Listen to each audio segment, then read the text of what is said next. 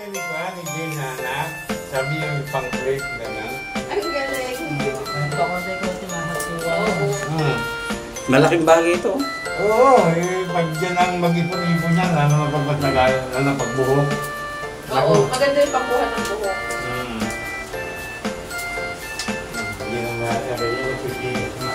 Binili mo yan, Di? Hindi, okay, ganun. Ayan, ang laki.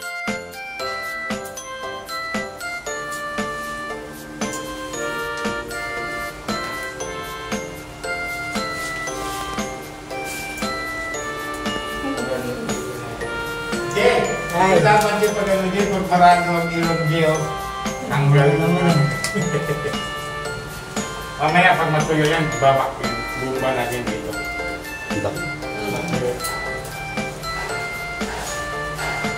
Ano ito nabili, ma'am? Sa Easter girl. Ano sa may ano? So, wala eh.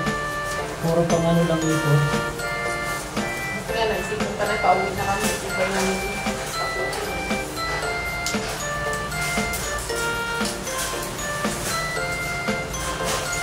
to? Ano to, Duy? Sabon. May natira pa. Marami yan dito eh. Hindi ko pinatapon. Nagamit namin, no? Hindi na nabula, sir? Ay, saan mo kasi yan? Washing? Hindi, sa dishwasher. Panglaba? Hindi, sa mga plato. Naka-expire.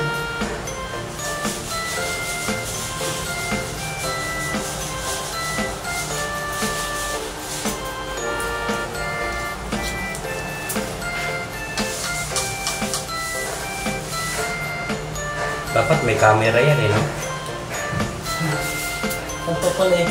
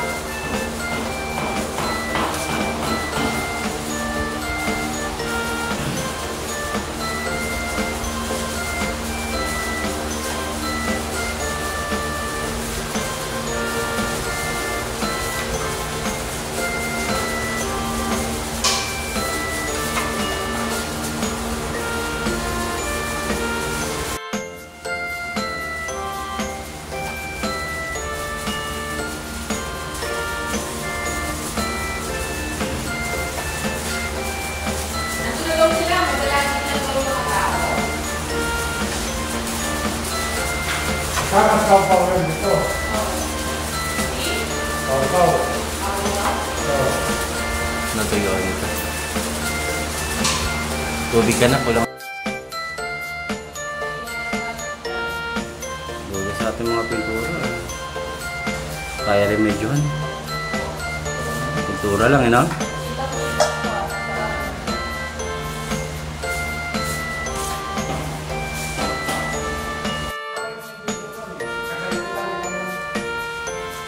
Dahil sa tubog rin, tubog. Yung pinapalitan natin ng pitong ba? Sabi ko, ito, hindi pa may bukan. Okay, may tubo pa. Mahirapan ako na kasi mahirapan ako na maghahap yan. Lalo sa naisiin na.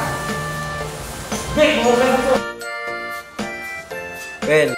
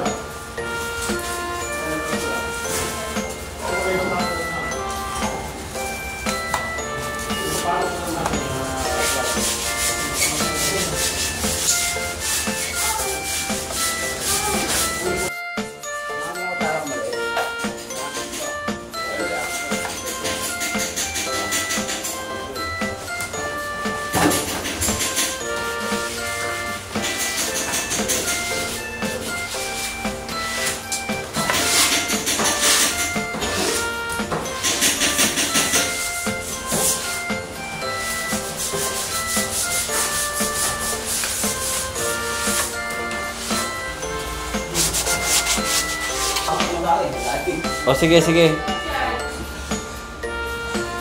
Okay lang, thank you ha.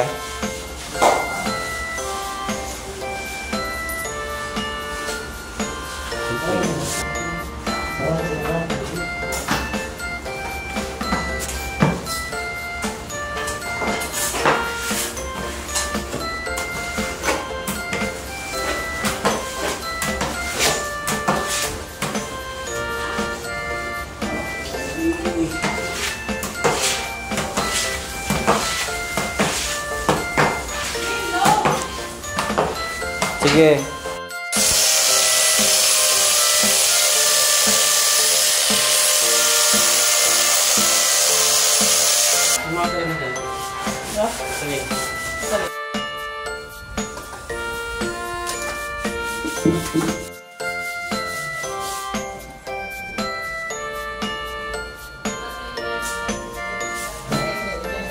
Tuyo na yan.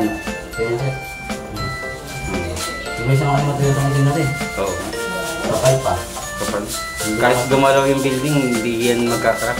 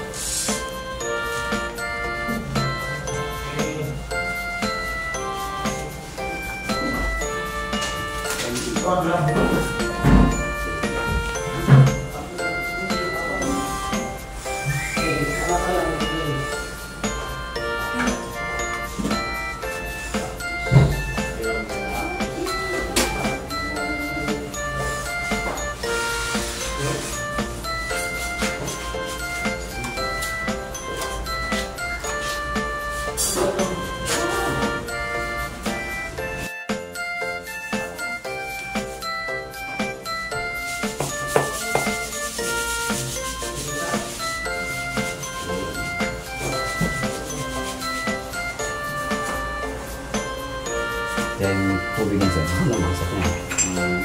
Sure ball yan. Hindi mo gano'n sir. Hindi. Isa kang tubig yan. Hindi maglilik na. Normal kasi sa condo ganyan eh. Sabagay kung magkakalit na waterproofing lang, madaling taktakin yan, no? Ano sir ito? Oo. Kaya yan, doble ito eh. Nakapal kasi ang ano ito eh. Kasi nakapag-ilalim na tayo, no? Napangilalim yan. So lang, nilagyan na natin.